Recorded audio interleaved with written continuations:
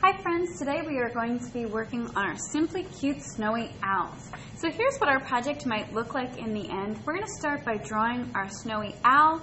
We're going to draw the eyes, the beak, and we're even going to add these lines for some texture on our picture. Now I'm going to be drawing with a Sharpie marker or a permanent marker. If you don't have a black Sharpie marker, you can always use a black crayon. The only thing I wouldn't use is a Crayola black marker because when we add the water, we don't want the black to kind of run into our colors because we will be using our watercolors today as well. So I'm going to start with a white piece of paper and a black Sharpie marker. Now again, if you don't have a black permanent marker, you can always use a black crayon. That works just as well. I'm going to start on my white piece of paper by drawing an upside down U shape. Now if you're the kind of person that wants to draw it out in pencil first and then trace it, you can definitely do that. Okay, so I'm going to start by drawing that upside down U shape that goes up and down on my paper. Okay, now a little bit near the top here, I'm going to draw what looks like the letter V. Okay, then on top of that V, I'm going to make a U. It kind of looks like a snow cone. Okay, then on either side, I'm going to make these big owl eyes. I'm going to draw a nice big circle and a smaller circle inside of it. Nice big circle and a smaller circle inside of it. Now inside each one of these eyes, I'm going to leave a little small circle here that when I color these in, I'm actually going to leave white so it looks like a little reflection in our cute snowy owl's eyes. And then I'm also going to draw a little crescent moon shape here so it looks like a little reflection on the beak. You don't have to add that, but if you'd like to, you can. And I'm going to color that beak in black. Okay. Then on either side of my owl, I'm going to make two curved lines that come in for the wings. So I'm going to have one curved line here and one curved line here. Those are our owl's wings. Now we're ready to start adding our texture. I'm going to start by adding it on the forehead. I'll add a little bit underneath the eyes and a lot of lines on the wings here. So I'm going to start by going up on the forehead of my owl here.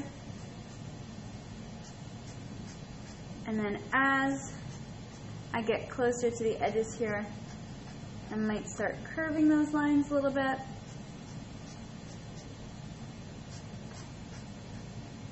Okay, and now I'm going to add some underneath the eyes.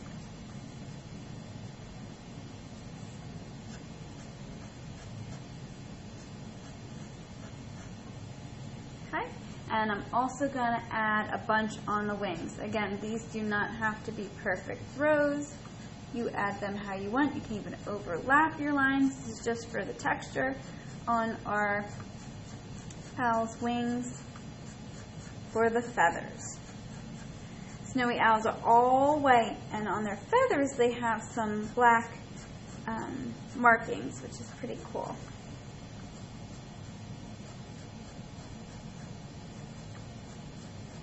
You want to do these lines all the way down. These lines are not scribbles, they're just small little, almost like you're making little tally marks or number ones or lowercase L's. Okay. All right, I have all that texture on my owl. Now the first thing I'm going to do is I am going to paint my owl's eyes. And I'm going to paint them yellow.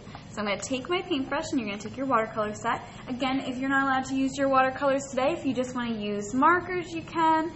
You can use crayons, whatever you have to color, that would be great. So I'm going to take my cup of water. I'm going to make sure to dab that water off so it's not dripping.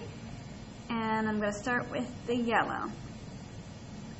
The more I rub my paintbrush in the paint, the more vibrant my color is going to be. And I'm going to very carefully paint inside my owl's eyes. Now, I'm not going to paint that little white glimmer that's there. I'm just going to paint around, it almost looks like an O It's around that little middle circle that we've colored in. All right, now I'm going to clean out my paintbrush. Now I'm going to paint the background around my owl. Now in this one I used purples and blues. You can use whatever colors you want. You just want to make sure that you leave your snowy owl nice and white. So whatever colors you decide to use, make sure that you leave your snowy owl nice and white, and you're just painting around the background. So I think I'm going to use those purple and blue again. I really like those color combinations. It just reminds me of it being cold out, and these are snowy owls. So I always like to go around my snowy owl first just to create a little line, just so I don't accidentally paint inside my snowy owl. And again, you'll notice more water is going to make your color lighter. Less water, more times that you rub it around in your paint there, the darker your color is going to be. Okay.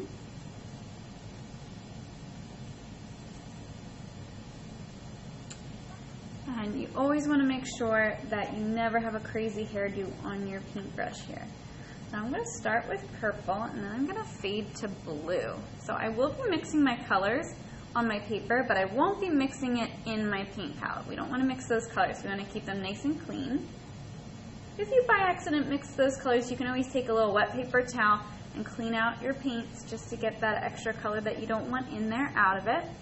So now, even though I'm going to mix the colors on my paper, I'm still going to clean out my paintbrush, and now I'm going to go to blue.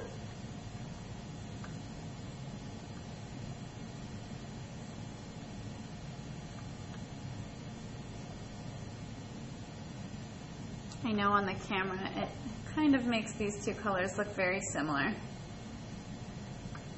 But I'm using two colors, and I'm kind of blending them by going on top of the color and mixing them out a bit. You do not have to paint it like this. You can paint it however you want, with however many colors you'd like as well.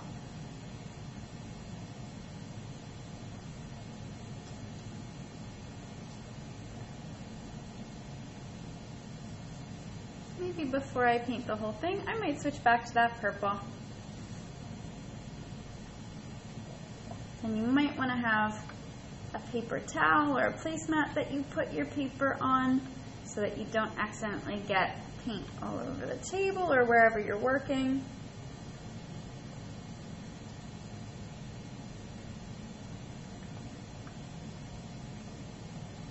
And always ask an adult that you're with if you can use your watercolors before you use them. Okay?